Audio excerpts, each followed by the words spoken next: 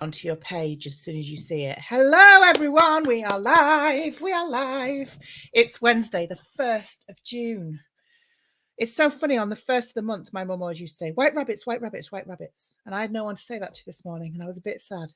So white rabbits, everyone. Hope you're all right. Like I said, it's Wednesday, the 1st of June. For those of you who don't know me, my name is Heidi Maver. I'm the founder of EOTAS Matters.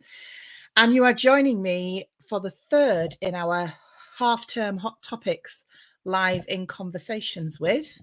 If you're seeing me and you're hearing me, do me a little favor and drop me some comments, say hello, drop me some hearts. Also, press the angry face button because that is really good for the Facebook algorithm, apparently. Facebook likes a bit of controversy. So give me some angry faces. I can take it. Good evening, Paula Rice. Good evening, Nicola Wilkinson. Good evening, Melanie Monroe. The usual suspects are here. We can start. Good evening, Sarah Ross. Hi, everyone. So thanks for joining me again. I'm doing this tonight and then I'm having a couple of days off. It's a bit weird. I'm going to have a couple of days off. And then next week, I'll tell you, we've got some more stuff happening as well. Sarah's giving me some angry faces. Thank you, Sarah. Now, don't do any more because then my RSD will kick in. So if you're watching this live and you want to give it a quick share, that would be amazing. It should be in our Facebook group. It should be on my Facebook page, I'm hoping. And I know that Danielle, who's sitting in the green room, is going to give it a share on her page too. So yeah, share it out, share the love. I'm excited for tonight. Danielle Jata-Hall, who is the blogger, writer, founder, creator, content manager of PDA Parenting, is going to join us. And she and I had a chat a few weeks ago. I did a live in her for her audience, and we talked about EOTAS. But Danielle's got some really good stuff to share about her journey as a parent of PDAers and as a PDA herself, and stuff around alternative provision. So when your kids can't be in school, what do you do? She's had some real success with securing alternative provision. So it's a little bit different because you'll hear me talk a lot about, you know, the longer journey to EOTAS. And sometimes we don't have a conversation about what you do while you're trying to secure that. And often that is alternative provision. So I'm going to add her if she can see me and she gives me a little wave to tell me that she's happy for me to do that. She's waving. She's waving. Let's get her in and see what she's got to say. Hello. Hello. Hello. Hello. I can see you frantically pressing buttons. Yeah. I'm assuming that was you sharing Worrying what I'm doing in the background. Yeah. Are you all right? I'm all right. How are you? I'm good. Yeah, I had a funny turn about 20 minutes ago, but I'm all right now. Yeah, I don't know what's going on. That can of pop will do you the world of good. This can of pop will do me the world of good. I don't know. Do you not call these a can of pop then? No. Like when I said I'll just get a can of pop, you were like, oh, that's sweet. What would you call this then? What one is it? It'd be a lemonade or a we'd never say a can of pop down south. You'd never say a can of pop. No, but I like it. It makes me feel like I'm in a different area now. I feel like I've ventured out of near London way and I've gone somewhere exciting just talking to you. Yeah, up north where we drink cans of pop. Yeah, okay. So, yes. Danielle Jata-Hall. Is it Jada or Jata? Do you know what? It's actually Jata. Because it's an Albanian spelling, yeah. But I do pronounce myself Jata in front of anyone because it's just easier when I'm trying to get it to spell out or whatever. So either or, Jata. Okay. I was going to say a swear word then. See, this is when I know I am an ADHD. Oh, right. No, I should just say at this point, people who are used to watching my lives and used to watching my content are comfortable and I have turned it off. Sorry, I'm just getting told off. I've turned it off. You're using all the Wi-Fi. Because I'm on a live there. And live at the same time. Use all the Wi-Fi. He's cross because he's trying to watch Stranger Things and I'm using all the Wi-Fi. Yeah, people who follow me, that's my son, by the way. People who follow me are will know that, you know, I drop the occasional F-bomb. On Monday night, Harry used the C word more than once. And I don't mean Christmas. He gets away with it though. He does. So yeah, I mean, like, go with the flow. If people are watching with small children or vulnerable people around, then they probably are on the wrong live right now. So yeah, fucking go for it. Fucking go for it. Yeah, because I was going to introduce myself. Yeah, you could call me, or you could call me, and then a swear word popped in my head, and I was thinking, why does it do that? It's like I don't generally do it most of the time, and then suddenly it just pops in when it's in an appropriate. If someone tells me that they don't like swearing, that's it. Like the gloves are off, and I will call them a cunt within 12 seconds. Now I'm fine. I can say whatever I want. Do you know?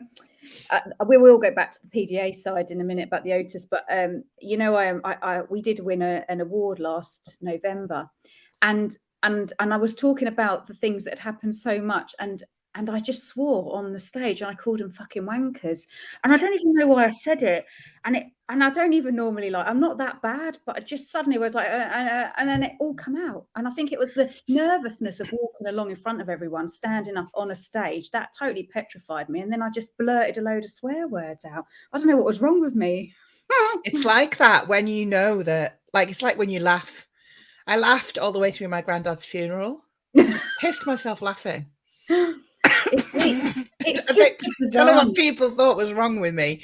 And like, it wasn't that I was like overwhelmed. I was just finding it absolutely hilarious. I don't know. Yeah. Do you think it just like verges into a different emotion, if you know what I mean? Do you know, like if you're being told off and you can't help but laugh, it's like that, isn't it? Yeah, I don't know. I don't know if it's just, I don't know what it is, but yeah, I did. You know, people didn't like it. No. So at least we've established we can swear. Yeah, go for it. So, Danielle Jata-Hall, give me your quick introduction. Tell me a little bit about you and your family and what you do. Okay. Well, I am a single parent. I'm separated from the children's dad, and that was about 5 years ago. So I'm a single parent of 3 girls. The eldest one, who's 11, is the main PDA.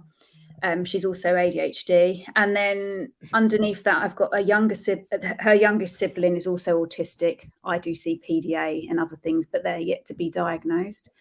And my middle one, who I always thought was neurotypical, is soon coming out of the woodwork and is showing she's also on an ASD pathway at the moment. So that's not confirmed at the moment. But I would say that she's an internalized PDA. So that's a little bit about our sort of dynamics in the family. One moment. What's the matter? Have you seen the little black book of post-it notes? No, sweetie. Right, have you got some post-it notes I can use? No, sweetie. Sorry. I don't know, mate. You'll have to wait. You'll have to wait. Right, okay. I'll find you some after, okay? I'll just feel this voice there, but Paul has interrupted there to say, why are we all single parents? What did we do? Love that. It is very difficult. I'm also a single parent. Oh, yeah. Emma's saying, I would argue it's not us, it's them. Nah, it's us, Emma. It's definitely us. Yeah. I do have a partner, but he's not Theo's dad, and we don't live together. No, I think that's actually sometimes quite a good solution, because I think that can kind of work a bit easier. Suzanne's just popped up to say she's a single parent too. Oh, single ladies or any gender. But it's tricky, isn't it? But then also you can say people that if they're in a situation where there's 2 partners and one's doing more than the other, or one's the person that the children are relying on, whether that's the male, female, non-binary, whatever, you know what I mean? It's, you know, it's still hard on whoever, really. So there's no easy solution. So that's a little bit about that. Lee's saying, I feel the odd one out. I'm not a single parent. Give it time, Lee. Give it time.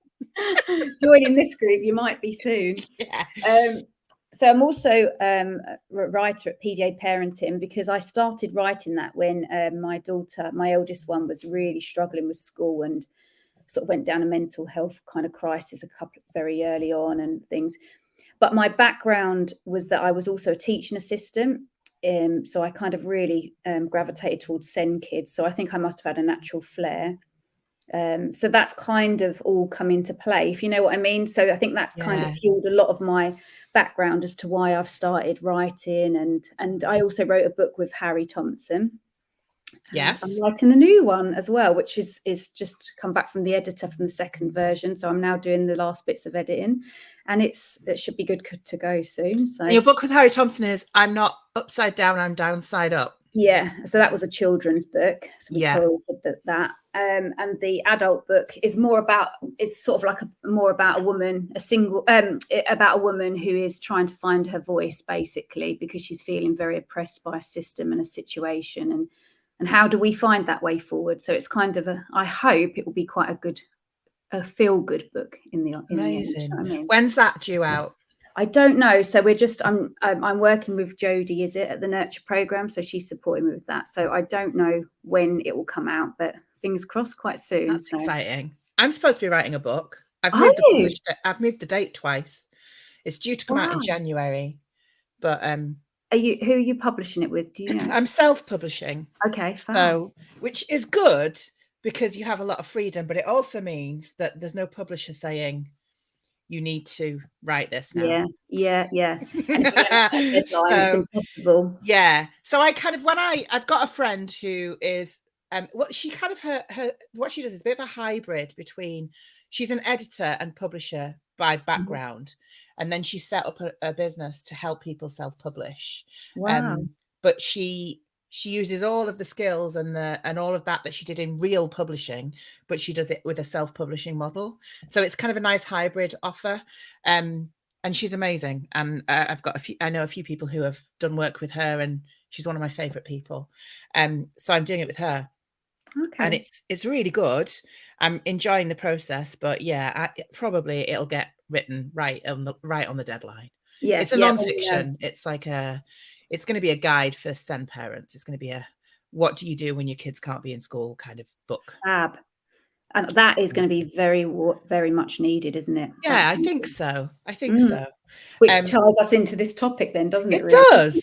So what was your experience then? So because you've got 3 kids and your eldest started to have difficulties in school, and you obviously had a bit of a background from knowing what it looks like in school when there are barriers to attendance. So how did that play out? So basically she started one school, and within the first half term, it was my views were just being dismantled. Basically, as soon as I was saying anything, like I felt like there were concerns about her needs and possibly not understanding, because I knew that I was doing the strategies and the kind of stuff at home which would be more traditional kind of parenting, but I was doing everything that they kind of would want me to do. And that it was just ignored, and it was being put down as parenting. So at that point, the head teacher wished me luck on curbing her behaviour traits, and I moved schools back to where she'd been to nursery, in the hope that maybe the move back would actually sort of help her. And it didn't. And quite quickly, what we didn't realise is that the school had conferred with the other school and kind of basically set them up that we were a problematic family. I was a nightmare parent, as you can see. You must have guessed that tonight. I can tell. Yeah, I can tell. It's that swearing. Right, pain in the ass. Yeah.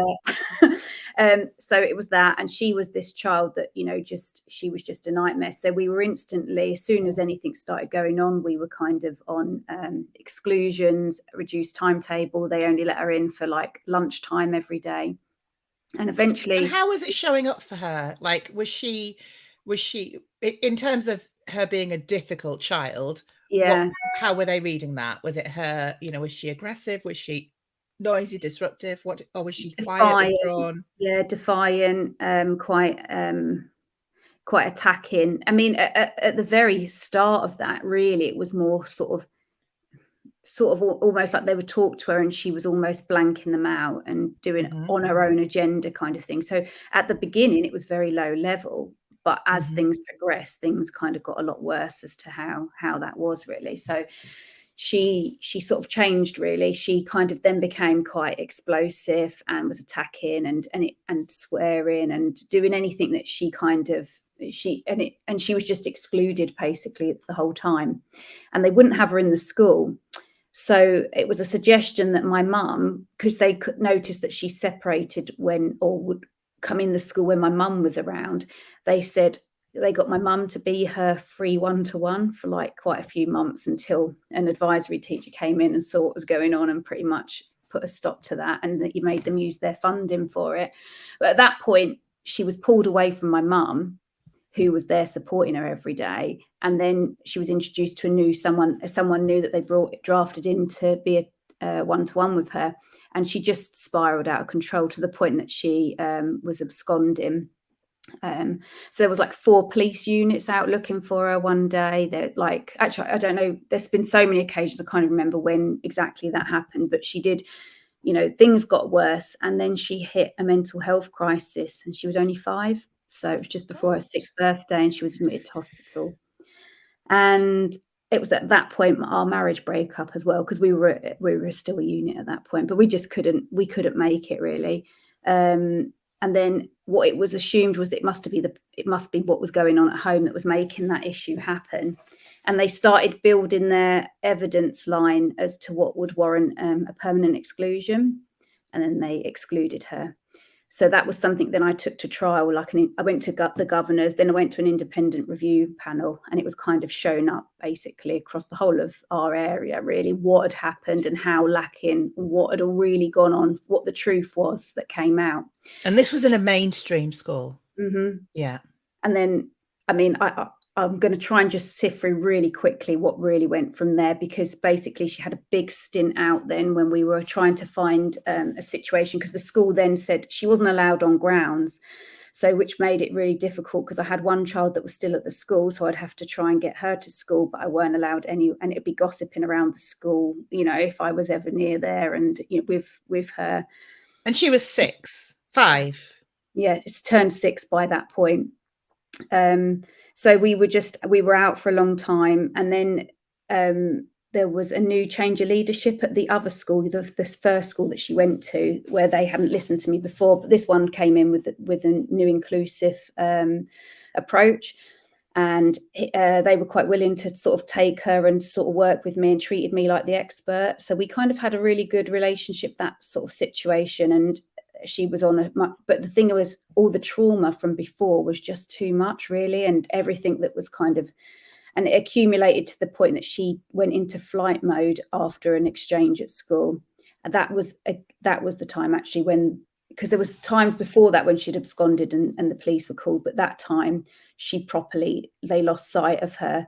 And there was 4 units called, and they had a chase and actually managed to catch her because she'd fled up a tree. So there was quite a lot of trauma around that, and we just couldn't go back. But what that school did, even though she wasn't making it back into school for the next 6 months or a year or whatever, they supported our work towards getting a specialist placement. And they also made home visits pretty much like every day of the week for quite a few months, really. So they sent those resources in and kept that link into the school and kept her feeling like she was still wanted. She also hit another mental health crisis at that point. So I had to take her to hospital again because she'd lost control of everything. She was about 8 or 9, probably about that point. And I think the thing that people, God, the idea that a school would consider a 6-year-old child such a threat, that she wouldn't be allowed on school grounds, is phenomenal. And also the sheer hypocrisy of them saying to you, this is your fault, this is down to your parenting, you need to get her to do X, Y, Z, and then them being so terrified of her that they won't even have her in the school building. Pick a side, guys. Which one is it? And then all the while, I'm assuming that you're trying to catch up and work out what's going on, and you're, and you're thinking, she's not a little bastard. There's something going on for her. 6-year-olds don't run away and climb up trees as a rule. There must be something going on. I'm not going to have it that she's like some kind of Damien creature. And then you're like, because we do that, don't we? We're like, we're made to feel like our kids are friggin' animals or evil or devil children, especially I think younger children, like up to the age of like 10.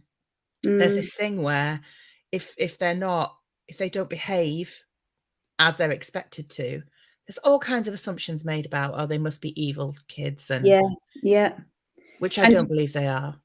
And thing for me is it comes around. So I push through at one point and I'm doing really well, and I've worked with services and everything's gone really well, and then it comes back again and again, and I'm facing another wall, another obstacle where things are thrown back at me, and I'm clawing my way out yet again. You know, it's so tricky. Like, so after around that stage, then I headed to a tribunal to get her specialist placement, because she'd been out another year again there. So and she'd never really been in, at this point she's never been in full-time education, and she's now year 4 at primary school, so she's like literally learned barely anything really. And we did get a specialist placement. We started there 2-3 weeks before lockdown started in 2020. So her transition never really materialized, and they had a change of management again, like we'd had before. And unfortunately, instead of it being improved this time, on this occasion, it went backwards. So we had a complete change with someone who came in who did not understand, and who had and basically had, from that moment on, removed Ariana and removed other children after that. All the PDAs were completely removed from the school because they didn't suit the cohort, apparently, and they shouldn't have been given a place. So by the end of that year, she was back out again. At one point she absconded, and that's when they refused to let her back. So the police were called again. And so then she had another period out. They wouldn't have her in the school, but she was left at home with nothing until we went to tribunal again. And then that's when I secured EOTAS. That's just for one of the children. Yeah. So I know it's like your oldest child is kind of like the one that started your journey, though, isn't Yeah. she? She's the one that kind of got you writing and speaking about it. What was going on for you all that time when she wasn't in school? How was she at home? How was that looking for her? Horrendous. Yeah, horrendous. Explosive, trying to harm herself, not trying to, but having no other option. And just her mind had just gone, like she was so traumatized, she'd just react, and she'd be screaming and crying and attacking me and crying that she's doing it, and not knowing, like almost seeing her hands doing it, but not knowing how to control it. And there was points where you just know that this is something that's just beyond any level any parent could expect to be dealing with, if that makes sense. It's the kind of stuff that, that level of trauma, and obviously neither of us are trauma experts, but I know that you know plenty about trauma-informed approaches. That level of trauma for any human, an adult even, would show up in like an overwhelming capacity. It would be too much for an adult to deal with. And then when you think about a small child, a developing brain, a small child with a developing neurodivergent brain, and layering on the PDA profile on top, it's no wonder that she was in such crisis. I think that's the hardest thing for PDA families, is that I have a family at the moment that I'm supporting, and we're heading into tribunal. And he's been out of school since beginning of lockdown, and they've been trying to secure specialist. He always struggled, but lockdown, I think, was the final nail in the coffin. Things changed, and he couldn't manage. And he is PDA, and his mental health has declined since he's come out of school. But we think, and the professionals think, that that's his trauma response. Like he's had it bottled up for so long that now that he's not in school and he's kind of like allowed to process all that stuff, it's going to get worse before it gets better. But the way that that's being read by other people is his mental health has declined with him not being in school, so he needs to be back in school. Which is, and that's where they lack understanding of trauma, isn't it? Completely. So fucked up. Yeah.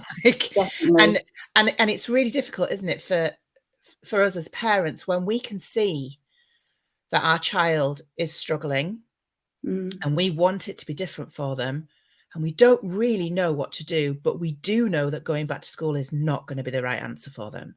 And we've got people telling us that they know better, and that our kids need a bit of routine and a bit of regularity, and the cost of a meaningful life is discomfort, as was said to me recently by an EP.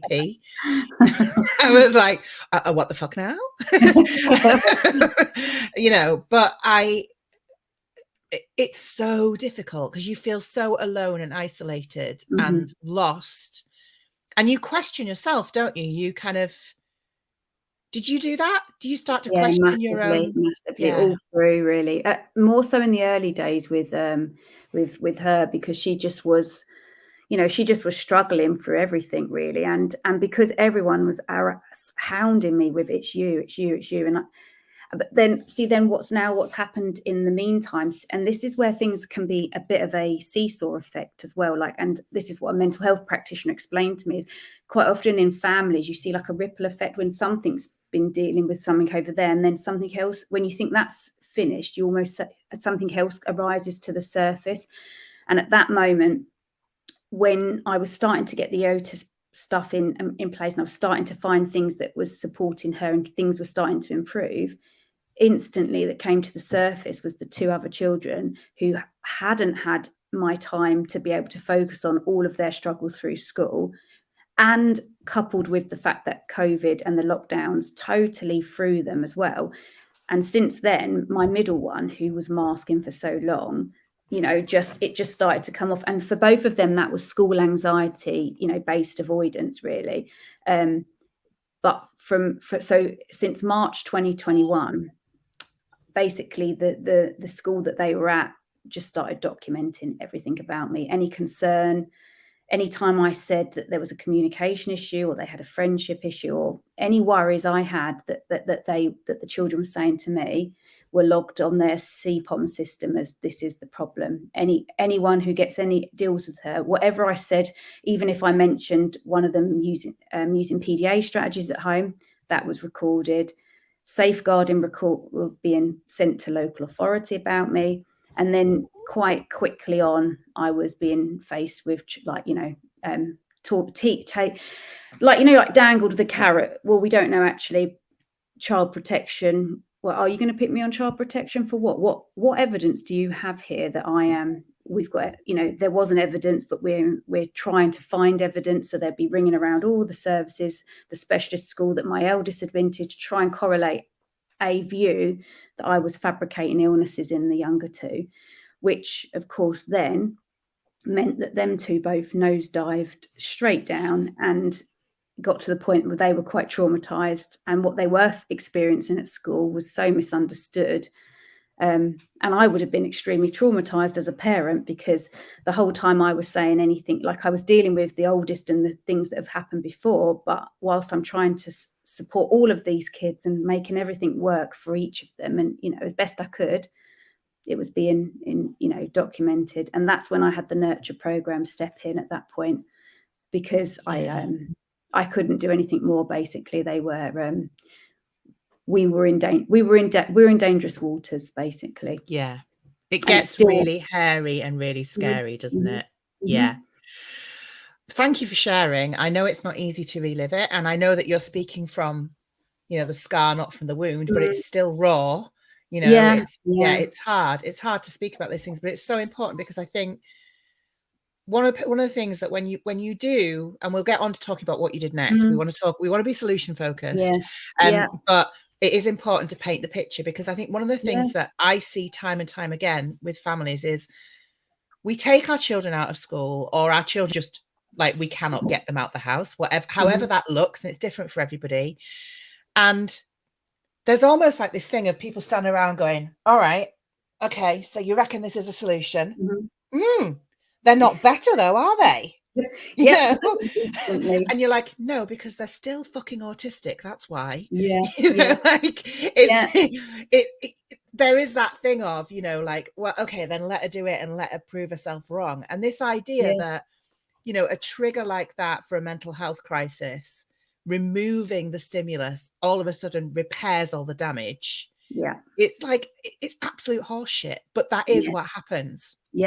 And I see it time and time again. And many, many children that I have, come across, and I'm sure it's the same for you, they have that period afterwards when they are still in burnout, still in shutdown, still in pure trauma response.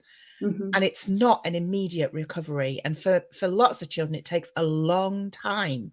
Yeah. And that's when alternative provision can really come into its own, I think. That's when you need that bridge. Yeah. So what did that go on? Yeah, go on. Just following on from that, then that's basically what's happened with the younger two. So from those experiences we talked about from the eldest and being forced and kept pushing her back in because I was hanging, so much pressure was on me at that kind of point. This time, once I saw they were burning out and I was seeing that I was doing something and they were saying, basically they were held. The youngest one was actually told, like I was in school, dropped her off and said, and they told her, mummy will be sat there, mummy will sit in that chair. And I sat there, and then as soon as her back was turned, they told me to quickly go whilst she didn't see me.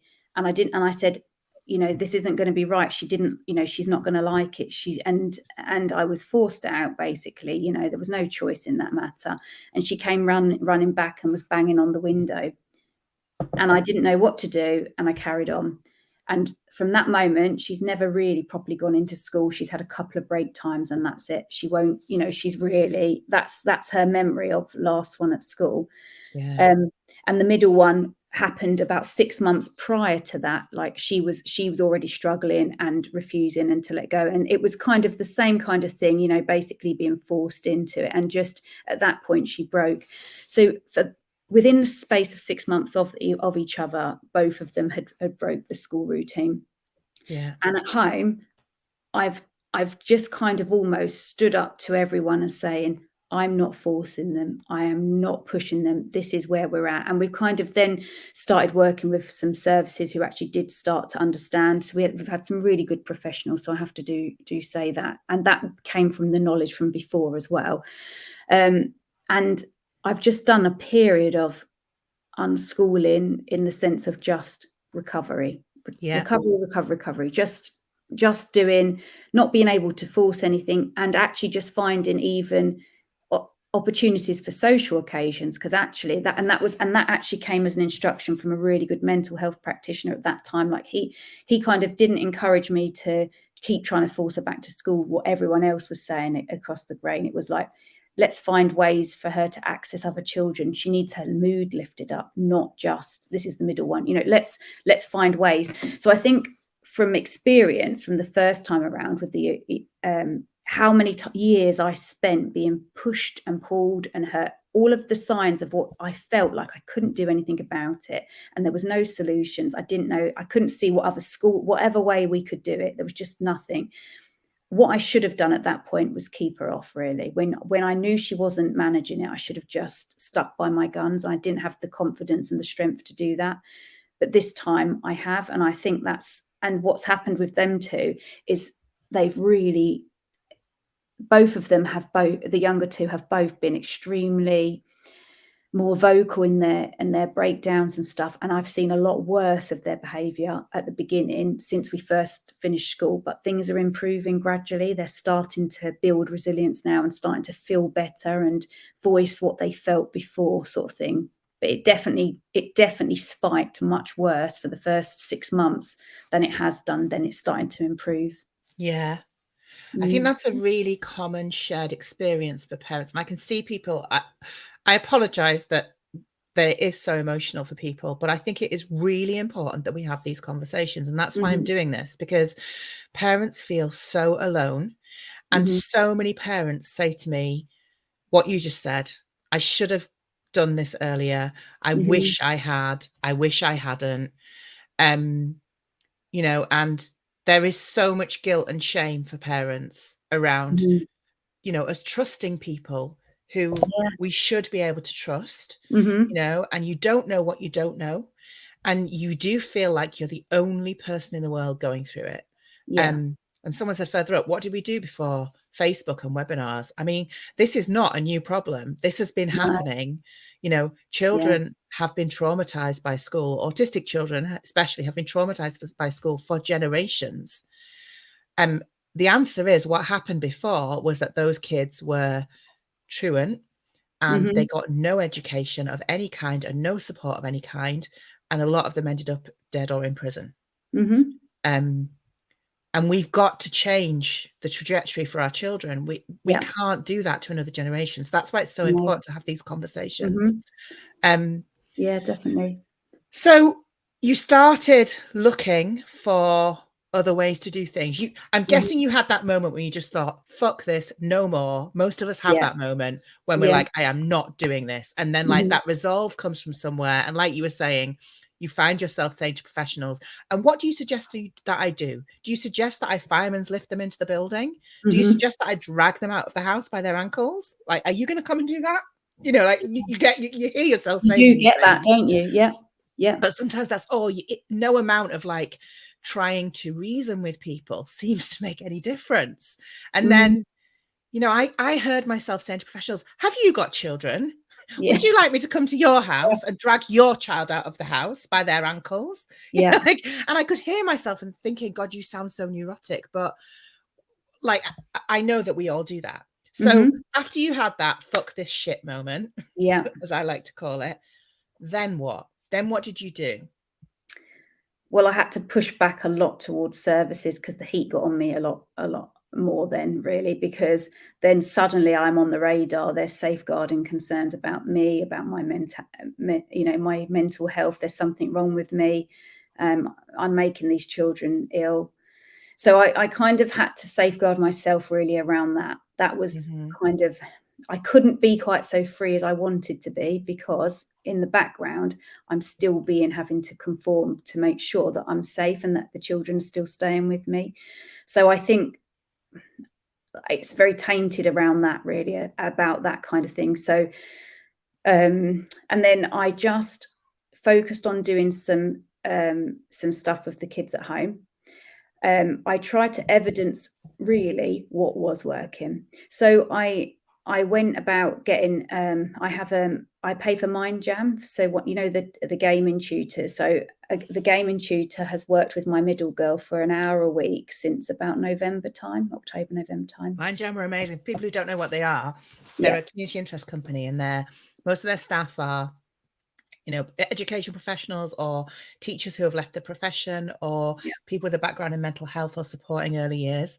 And they're all like shared passion of game. And so they mentor kids through gaming, but they just spend time with kids, sharing the space and gaming with them to build their rapport and build the trust. And they're a great service. I love Mind Jam. They're great, a great fit for PDAs. They really, and the Mind Jam tutors really brought out my middle daughter. So she's really coming out, like, over that period of time.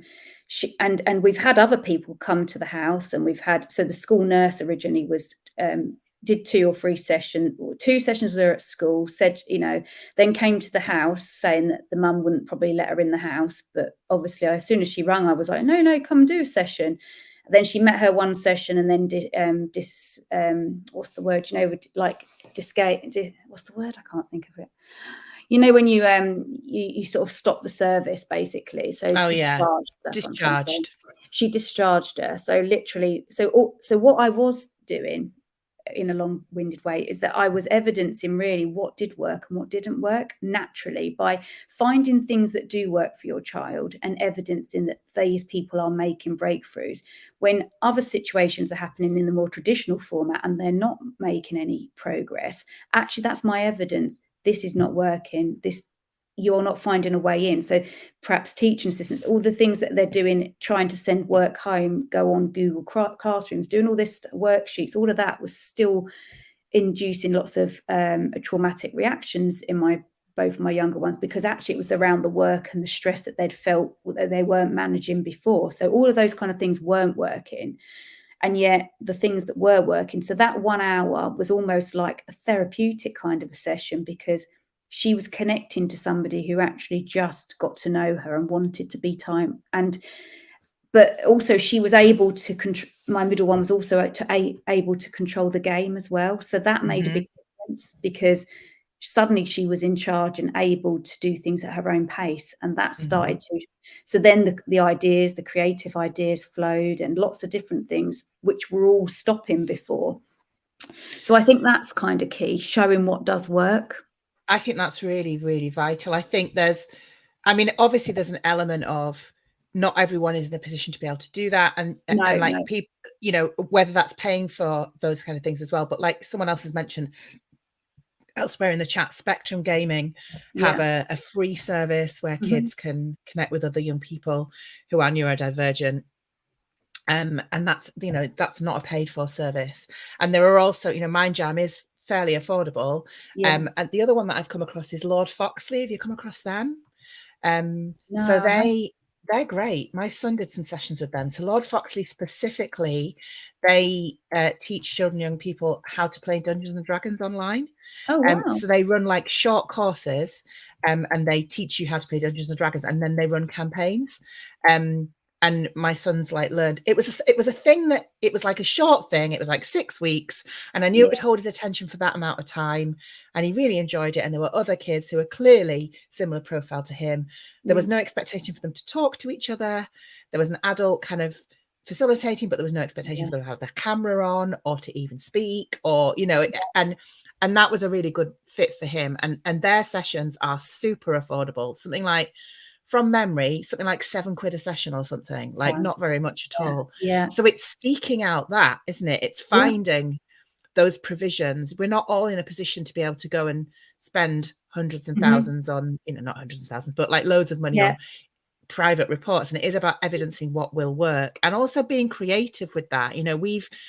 We've always had, Theo has always enjoyed Scouts, and it's the one thing that he was still able to manage when he couldn't manage anything else. And so we did a lot of work on gathering information from his Scout troop about all of the adjustments that they made for him that made that a safe space for him. And it was stuff they were doing without even really thinking about it. But when I said to them, well, do you tell him the week before what's going to happen the next week? Yeah, we do. Do you give him a job at the beginning of the session? Yeah, we do. It's all that stuff that is a real work for him, that I was then able to say, this is why that works. Because 100%. Otherwise they say, oh, well, it's not really school, is it? Because it can't really be, because he's fine at Scouts. So is it just that he's a bit, isn't it? Yeah, exactly. So and like at the same time, there were other activities that weren't working for him that I was able to say, and the reason that doesn't work is because of X, Y, Z, so so you do. And going along that, for my eldest, when I first started to secure EOTAS for her, the first thing I did was I went and found a stables, and I paid privately for a session just to see how it went. And we kind of did that. And so at the very beginning stage, when she wasn't engaging with anything, it was just equine therapy that we asked for. So we didn't go for any learning objectives. We actually just went for equine therapy. And then things started to build from there. Tutors were brought in, after that, and things could start. Then she could cope with certain demands once she got used to that. So it was just, it was about building trust and repairing a lot of the damage from the past, really. Do you know what I mean? Yeah, but none of it was formal learning. You weren't doing let's sit down and like save your money, don't get a Twinkle subscription. You do not need one. Like the thing that we did, we used, and I know a lot of people do, we used Gecko. So Theo had some sessions with Gecko Community who do online stuff. And it was child-led learning. And it actually it was more formal maybe, but he's a little bit older and he's really interested in animals and animal husbandry and animal disease and all that kind of stuff. So Piers, who was his mentor, would say, would you like me to go away and find out all about diseases in animals? And then we'll learn that together. And Theo was like, yeah, so that's what they would do. So and it wasn't a formal qualification, but he really looked forward to his sessions with Piers every week. And it also gave me a bit of respite. At the time I was paying like a low amount. There was a subsidized package available, but it gave me an hour a week when I knew that he was safe. He was engaged with something that he wanted to be engaged with. And I could, wash my bum or something, have a proper treat. But, but it's interesting because I think there's so much. I think too, this is the big challenge, is that there's still such a pressure to get them back into formal learning. And we have to really push quite hard back against that, because many of our kids aren't ready for that. They're just not, definitely. Especially our PDAs, they're just, And That's also not for going to happen. me, I was another thing I've just sort of remembered, that one of the things that we did early on with the nurture program, once they were refusing school and finding it too difficult for the two younger ones, we put in the applications for an EHC assessment, which were, one went through the assessment and one didn't even meet the assessment. And so both of those that were rejected, I took to tribunal. Before the tribunal dates, both of those have now been issued. We're at the draft plan stage. Although the provision's mostly written about what schools should be doing for both of them and it's sort of written as if they're both demand avoidant children. However, the fact that they won't go anywhere near school's completely off of the radar. So at the moment, two applications have gone in for ESMA. Do you have ESMA? Like we have that education and support. So for medical absence, it's like a team that within like our a medical needs tuition service. Yeah, there's like equivalents elsewhere. We have a really good PRU local to us, pupil referral unit, and it's for medical need. But actually, predominantly the number of the kids that are in there are social emotional mental health need, usually school-based trauma. So that kind of tends to be that. It's a great provision. I know that we're really lucky. You know, and this is the problem, isn't it? Services across the country are so different. You really need that local knowledge. Definitely. You really need other parents. For my two younger ones now, so even though the plans are being issued at some point and I have to name provision, I know that they can't access it as it is. It wouldn't be suitable in an SEMH kind of provision. We don't really have anything that's going to be really particular for that. We don't have anything that's going to be really specific, and they are still traumatized from school. So there I go to, do I even push for an EOTAS kind of program for both of those two because they can't access school? That's where I'm at. And I think it's so, like, this is when it's so tricky because there aren't any like hard and fast rules. And like I've got families who have got really good alternative arrangement issues with mainstream schools. And you know, the head is really supportive and they've got a, you know, what looks like a pretty hefty EOTAS package funded through the school budget. That is getting increasingly difficult for head teachers to do. And I think the squeeze on that is going to get tighter. I was speaking to an ex-head teacher a couple of weeks ago who's actually left the profession, and she said that one of the final nails in the coffin for that for her was she had a very small rural school. She had 4 PDAs in her school, and they were all very flexible, and they took a very low demand approach to the schooling for those kids.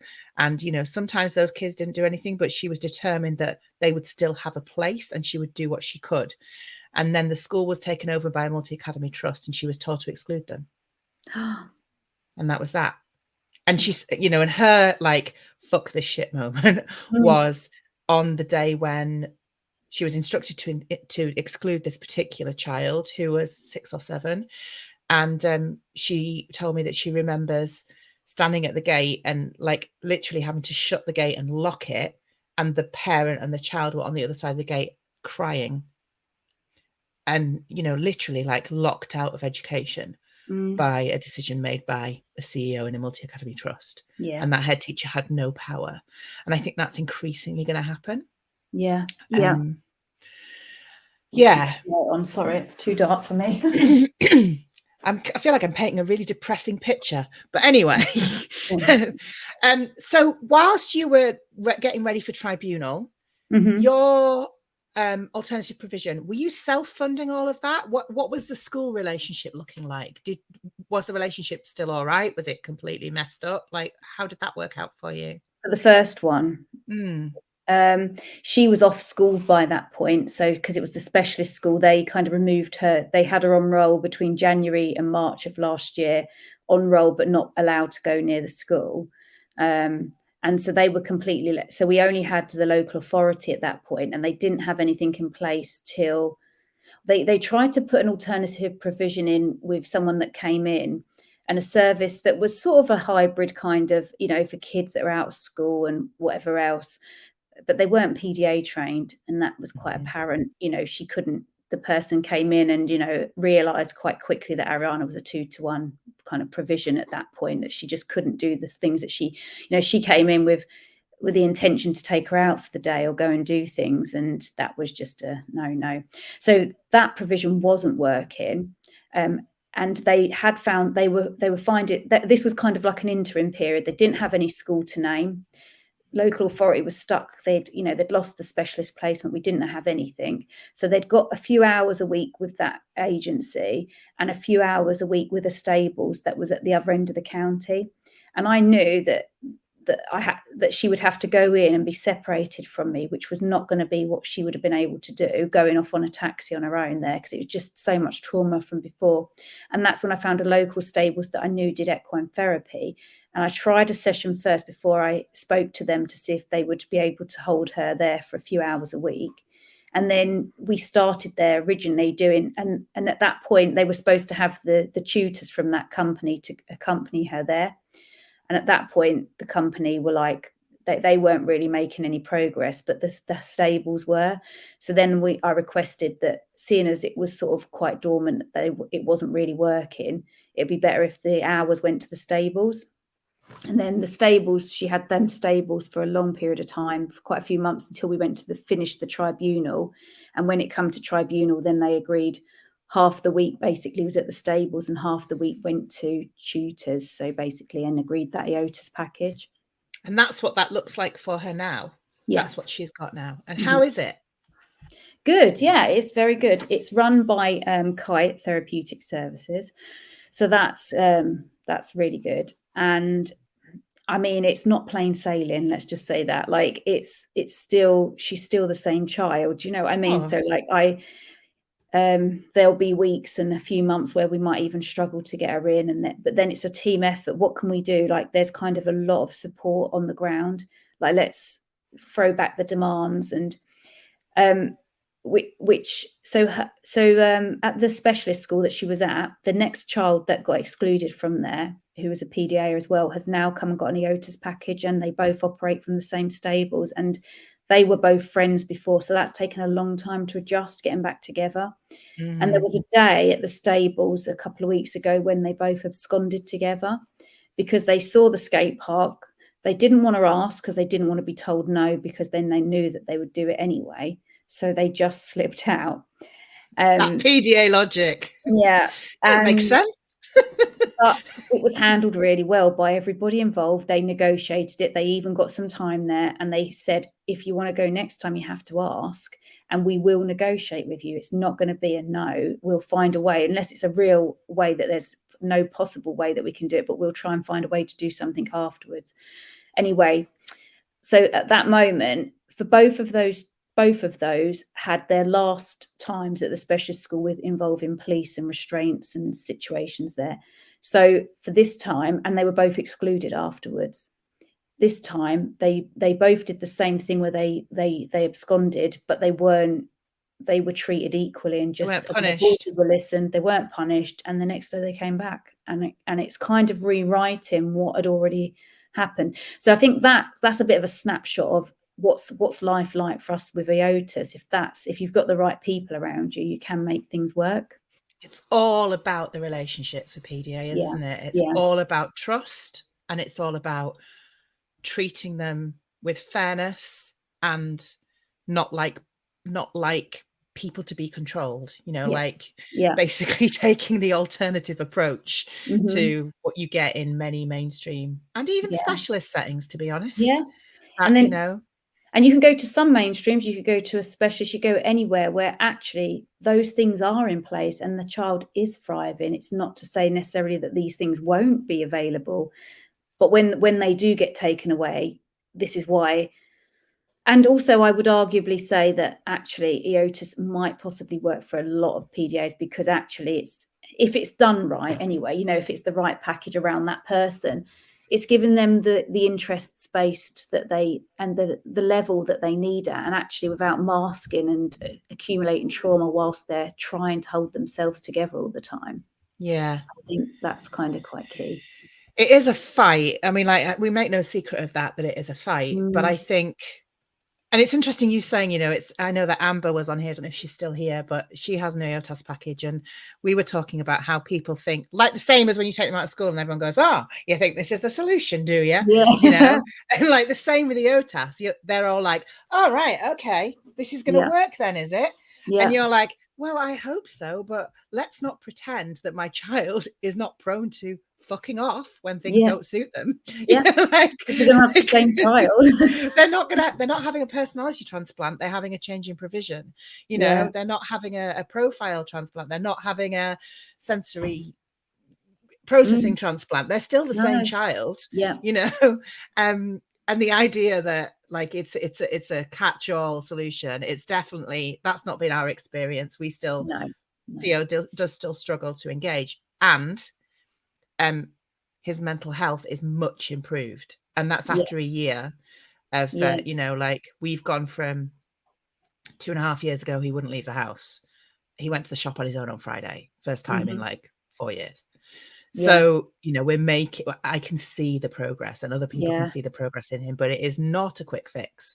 And that is one of the biggest challenges, because they being the higher ups expect solutions so quickly. They expect recovery so quickly. Could you imagine if EOTAS had been in place for our children at the moment they ever entered education? Like for me, even at age 2 or 3, when Ariana first ever went to preschool, and it was forced in, and you go, they soon get used to it, and that kind of set a precedent how she's been the rest of the time. And had she have been able to do things when she wasn't forced, and she'd have found, I daren't say what would they be like now, because actually I think what we're seeing is not just about the PDA, it's so much of the trauma and all of the rest of it that accumulates through time, that actually it's so difficult for them to pick up the pieces and take years to recover from. So you've got a year. I mean, Ariana's had a year as well. And we're not there. We're not like at a point where this child's really thriving and everything's so easy to go and do. Like again, you can't do the transplant, but you're not going to see something so quick fix, because so much has gone on. And I just wonder, what would they have been like had this type of thing been in place for them as an education route since day one? Imagine if when we all took our kids to nursery and some of them were not ready to leave us, instead of like literally peeling them out of our arms and saying, it's fine, Mum, go home, it'll all be fine. They said, that's okay, try again tomorrow. Imagine if they did that. And that set the precedent exactly how things were going to carry on the rest of the time. And that doesn't make a massive difference to those people in those spaces. Some children need longer to get used to the idea of removing themselves from their trusted adults, and some of them will always find that difficult, and that's okay. That they're kids, they're not robots. What did you do with the nurture program? Because I know that you've done a lot with them. I'm going to put their website up because they're amazing. So talk to me about the support that you had from them, because they're a PDA informed support service, advocacy service. So what did they do for you? They stepped in really as friends, but in terms of they did the same what they would do for other parents, in terms of they knew at this point what was going on in the background and where I was heading, and the amount of kind of work and stuff I'd probably done in the community as well. It was kind of they felt quite strongly about that and stood up and said, right, we're going to help. So at that point they kind of they sent me a document over that I could notify all the services that they were to be copied and included in everything, basically, would help to advocate on my part. And that was a turning point. It was pivotal, really, because that actually, and it didn't matter about how much work, I mean, how many conferences I've spoken at, how much I've been asked as an expert in my field, as a not just as a parent, but from some other stuff. Do you know what I mean? My writing side, it didn't matter at any of that. I was massively under threat, and so that's when they really stepped in. And so they started doing a lot of the liaising and kind of making sure people what they were saying and keeping everything kind of checking, you know, the law, what's being said, what's right, what's not, and actually just started to attend the meetings. And those big child in need meetings were, the pressure came on as soon as they first attended. As soon as I had them two there, the moment that happened, they completely, they would often quite mute them. And, you know, Jodie would never be allowed to speak particularly. You know, or they'd roll their eyes every time Jodie would unmute herself to speak. You know, there was kind of a battle of, you know, what was being said. And she'd be asking them, if you are putting Danielle on towards a child protection, you know, what for? What, you know, what's your evidence? What are you, you know? And there would be kind of that kind of thing, and there would be nothing basically. And then it would be, they'd try and close her down if she made a point. Well, okay, well, if this is the issue that you're having, what solutions do you have to help the family? If this is the caring duties, and now you've recognised two younger ones, and she would be holding the school for accountability as well. You know, what are you doing towards understanding autistic masking and neurodivergence in the family? Blah blah blah. So there was a lot. Kind of, whereas I was being disregarded as just the parent and the issue, there was some heat with the fact that I had advocates there. But then what they did is they doubled up. Then they would have more professionals added in and drafted in a particular professional that was working towards the child protection push. So yeah, and those were the ones that would actually then particularly home in on Jodie to try and stop her from speaking. Any solutions that she would have towards provision and finding anything, that would kind of be cut down. And then that's when they actually supported me by raising, at that point when they knew I was going towards child protection, they raised some funds for me to go through like a legal route then. So basically, so that I could safeguard myself and really push back. And that's what I did. So important. Mm-hmm. Like you say, I think the thing with advocacy is there are some amazing advocates in the space. Yeah. You know, I know that sometimes people are like, hey, don't spend money on an advocate. I'm like, shut up. There are some incredible advocates. Like, you know, like any field, there are some people who don't really know what they're doing. Yeah. But there are some absolutely incredible advocates who are worth their weight in gold, and peer support and Mackenzie friends and, you know, all of that. You know, there are some even quite decent sendy-ass workers, you know, like we've got one in Wakefield, she's called Val, you know, like, and I send all my Wakefield, go and ask for Val, and then they come back, oh my God, Val's amazing, like she's the best. But you know, like I don't think anyone ever calls for anyone else in that office. We just thought, can I speak to Val, please? But I think, and I've talked about this before, and I bang on about it all the time, because like you said, you've stood on stages, you've spoken as an expert, you've written books, you're a best-selling author, you've got a proper publishing deal, none of that fucking self-publishing bullshit. You're doing it properly, you know, and still you sit in those meetings like your brain is on fire. You can't hear what's being said. You know, that polyvagal response, your frontal cortex is offline, and it wouldn't matter what they said or what they offered you. You wouldn't know what they were saying, because you are in pure panic. You know, you're in pure survival mode, and you need someone else in the room, if for no other reason than just to hear what gets said. And having someone else in the room means that sometimes things don't get said that would get said if you were on your own. Completely. And you know, although that people always say, well, you know, sticks and stones, no, that some really damaging things get said to parents in meetings when those professionals feel empowered to say whatever the hell they like. And having other people sat there eyeballing them can be a good buffer. I think that good advocates are like a buffer. They're like a firewall, you know, and like you're saying, you know, make sure you copy me in on everything, you know, just that is enough for them to be like, someone else is going to see this email. I might just be sure that I'm not saying anything unnecessary, you know? It makes a big difference. I think it was a lifesaver for me, really, because I don't know where I would have been really without that support. I mean, there were so many times that they would be, you know, so basically I had a family practitioner under social services that was trying to liaise and accused me of basically everything. And so at that point, then the nurture program would actually help support me to make sure that I wasn't in meetings with her on my own, or she wasn't doing visits without somebody else present to document and witness and things. And she actually did a lot of stuff, including trying to pin down Ariana in a separate conversation to try and get her to say something. And it was just anything that she could do to try and find a concrete evidence that there was an issue with me was being done, sort of thing. So, I mean, and you can say, well, children need to be safe. They need to, you know, that people are doing their job, but there's a difference when you know that something's gone completely into a different area. And that's where we were at. And I think, had I have actually had an advocacy program really at the very beginning, I think I would have been a lot better off. I think I'd have been able to secure provision really for my oldest one much, much sooner, particularly how difficult, you know, she was admitted to hospital at 5 years old. You know, that's an extreme response there. And then instead I was just fighting it all myself. And I did get there because they overturned their decision about the permanent exclusion, and it completely it was horrendous in this local area because it was just a joke. It was such a, you know, farce really of what had actually happened. And that trial was talked about everywhere.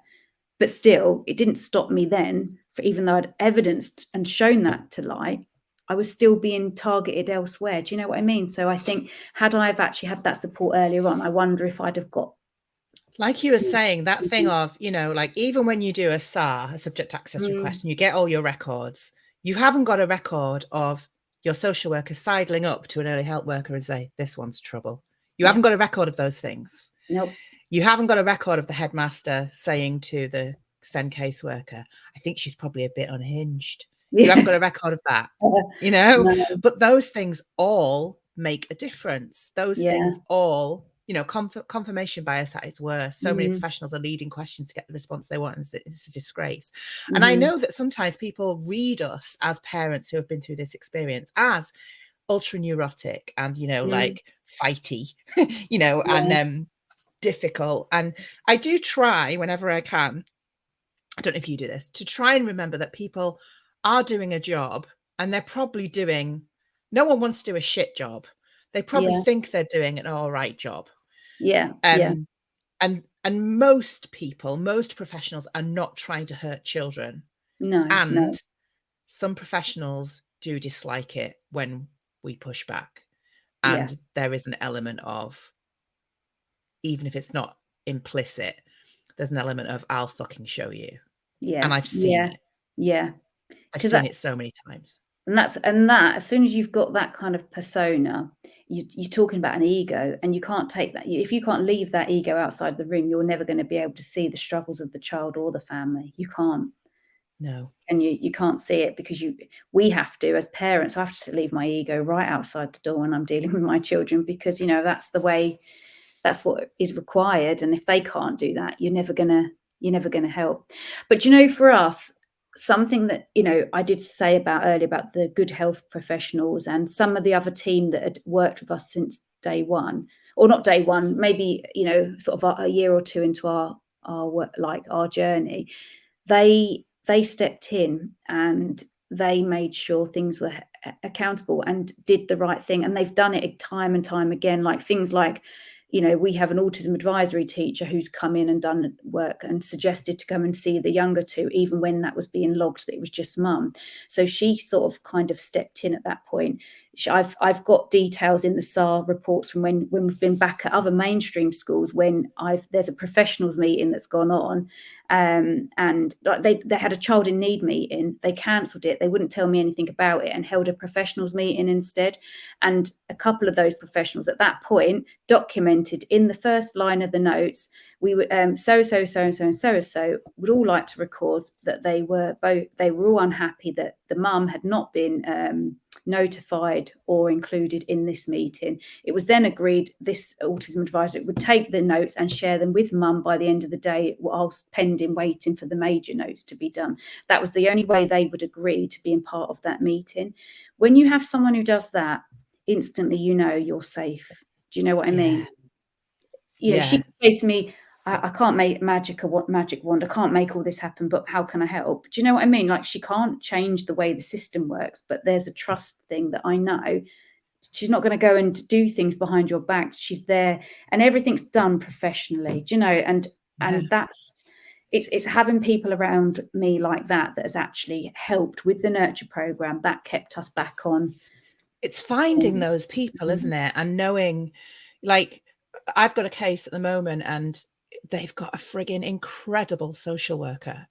And I know that Amber has had has had a good social worker who's made a big difference.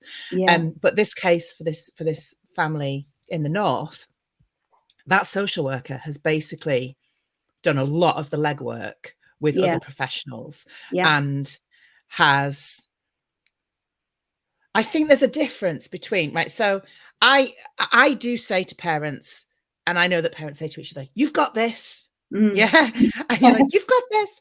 But I think a more powerful thing to say to somebody in that situation is, I've got you. Yeah.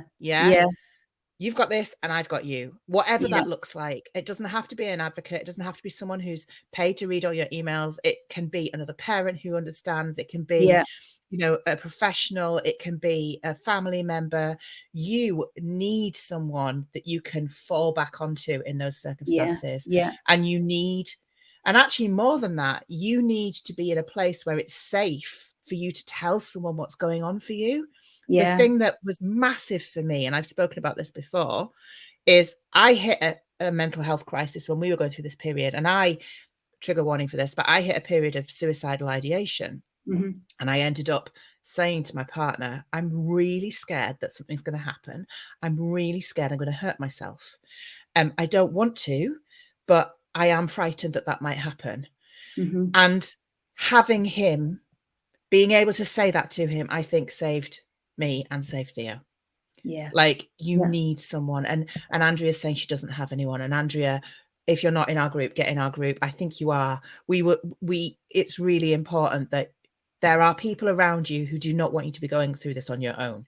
And that community is so vital. And we don't always have answers. We can't fix it all. That's really frustrating. Sometimes we have to kind of go, like, quite often as an advocate, I will say to parents, it's shite. I'm really sorry. This is absolute crap. This professional is a total arsehole. And you deserve better. I'm really sorry. Like, I'm not fucking Bob the Builder. I can't fix it, But I think about all those families who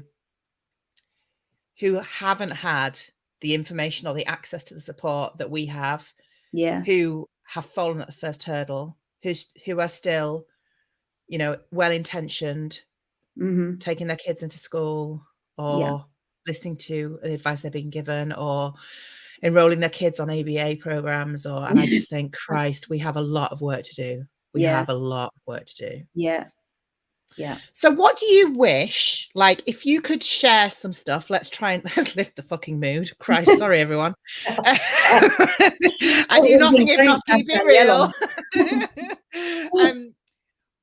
What do you, give me some, like, I'm putting you on the spot here, but you've written a book, so you can manage this. Top tips for parents going through this. Give me some, like, things you wish you knew, things that you want other parents to know. Well, the first one will just be evidence everything. Everything that you are doing, everything that you can't do, all the struggles that you're having, everything that could be referred to at a later point. So I'd evidence absolutely everything. We said about having an advocate, but having somebody that I wouldn't attend meetings unless you've got somebody there, just a friend, anybody that else is witnessing things. I would definitely do that. I would say, follow your own instinct, your gut, your reaction. When you know things are not going right, follow it. Don't be worried about what the ramifications are about that, because actually you'll find a way with that. And if you are in that position, that's when you can even go to places like IPSI, SOS, SEN, loads of places that you can go. Send IS if that you can find someone that's kind of decent there. I think you've got to have yourself. I think when we go veering in towards the EOTAS, we're going outside of the grain, so we kind of get a lot of shit on us basically from services to try and say, well, this isn't warranted, basically. So they'll try and bat it back to you. So it's almost keeping yourself as secure as you possibly can to prove that you can, you know, that that's not actually the issue, and that the center is around actually your child, what they really need. I said earlier about showing what works. Doing the legwork sometimes is quite key, and I think we said this in our last meeting when we had it online. I think trying to find what does work, and again, not necessarily being about money, but finding what the style is, what suits your child, like, or your young person, what do they need, and what lifts their spirits, like, you know, and not expecting too much, not feeling like everything's a failure the moment when you're not making any progress, because you could be taking a long time until they find a joy of learning again. And learning is not even the major thing. Learning to be happy is key. So if they can find a way to be happy, that could take a year, 2 years, 3 years, however long that's going to take. It's going to be the small steps to getting to that point. Do you want me to carry on?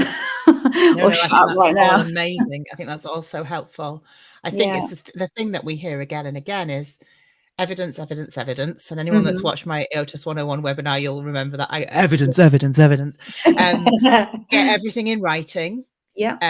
Don't take phone calls. Like I tell my clients, don't take phone calls. If you miss a call from the school, send them an email saying, sorry, I was just having a shit, washing my bum, whatever it was. I don't know, whatever I'm at home with my kid. Can you send me an email? But get everything in writing. And like you say, don't take someone with you to meetings, even if it's a monkey in a suit, it could be literally just a person to sit there and eyeball them and not even say anything. I think there's power in numbers. There's power in just taking someone with you. And if the wheels really do look like they're going to come off, like, don't be afraid to say the shit's hitting the fan. Like, get in our group, the shit's hitting the fan, I'm going to need some proper help. If you're starting to get, accusations, or if you feel like your things are going down the safeguarding route, or that you're getting accused of fee, I just put a link in for Fight Back. They're a really good page on Facebook. They're an excellent organization. But there are places to get really good, sound advice from. And it's valid to be frightened, but also don't let that fear cripple you, I think is really important, isn't it? And I think as well, try your best to not act on impulse or emotion when you are the most angriest or frustrated or upset, because actually we are frustrated because our children are being completely let down, really. And that's what we are fighting for, to get them something that they can access. It's hard to not let that emotion take over you.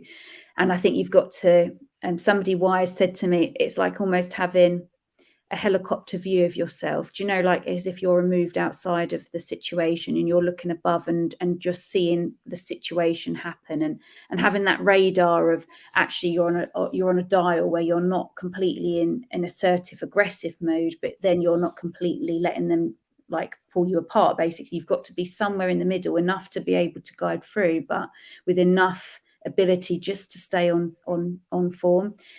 And I know for me, apart from one single occasion, for every meeting I've done, I've always managed to put my professional hat on and be that person in quiet. In fact, I've been in meetings before when I've sat there and they've gone around the whole table going, who's the mum? Because I've not been conforming to how they think I am as the mum. Because you're not a snotty hot mess in the corner. You're like going to the one with the table. That's the one. Your mum.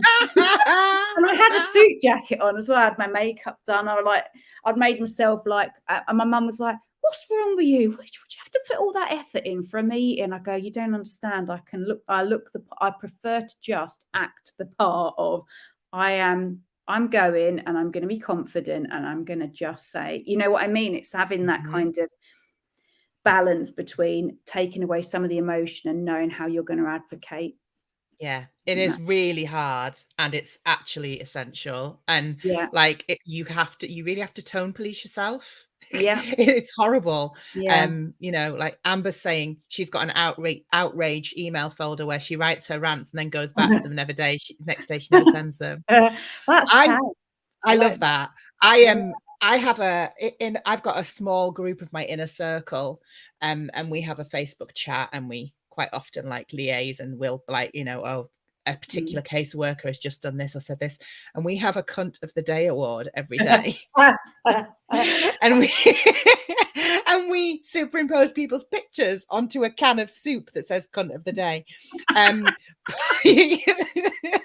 But you have to find a bit of humor. You have to find a way to, you know, I mean, don't, you know, be careful who you do that with, you know, and who you share that with. I probably shouldn't have even told you that, but it helps us.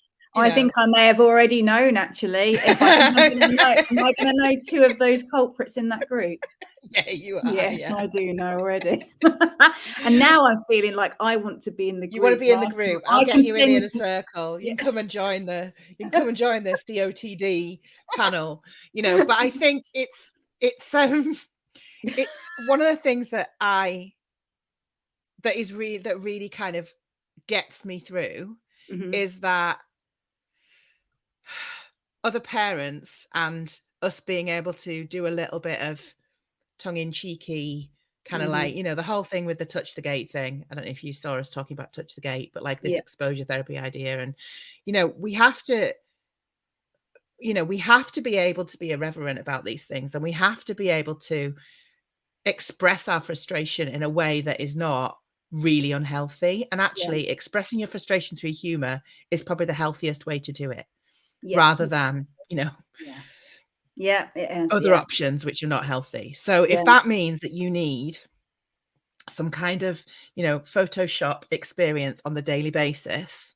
I did a really, really dangerous thing once. And I wouldn't recommend that you do it, but it did feel good.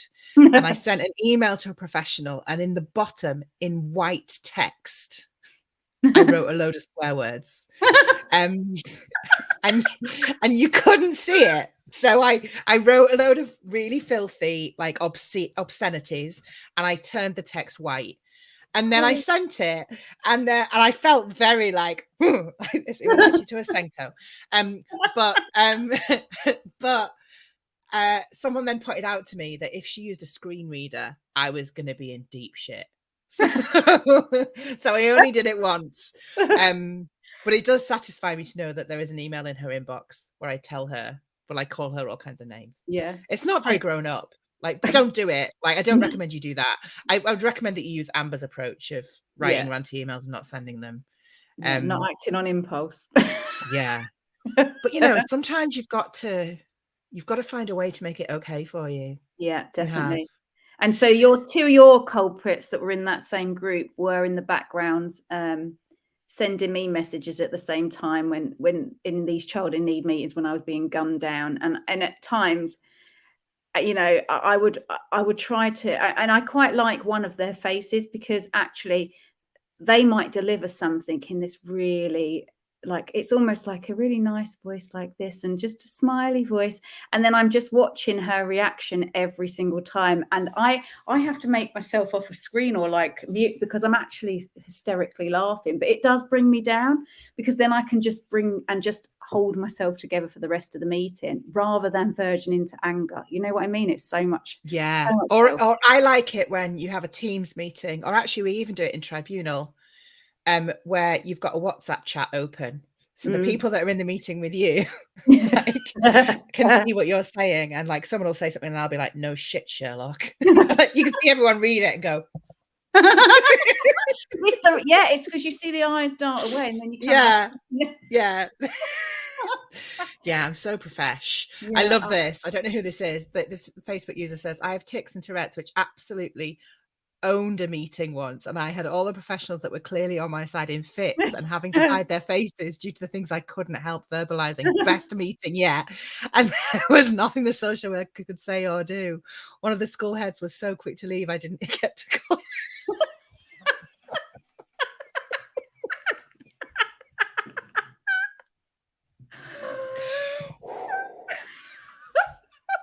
Oh my God. Yeah. You couldn't write this better. You couldn't. But you know, I'm like you. I do manage to a degree to maintain a level of professionalism. I am aware that professionals probably will find me on Facebook and watch these videos and think, my God. Yeah. But you know, in the meetings, I'm in the meantime, and a picture of diplomacy.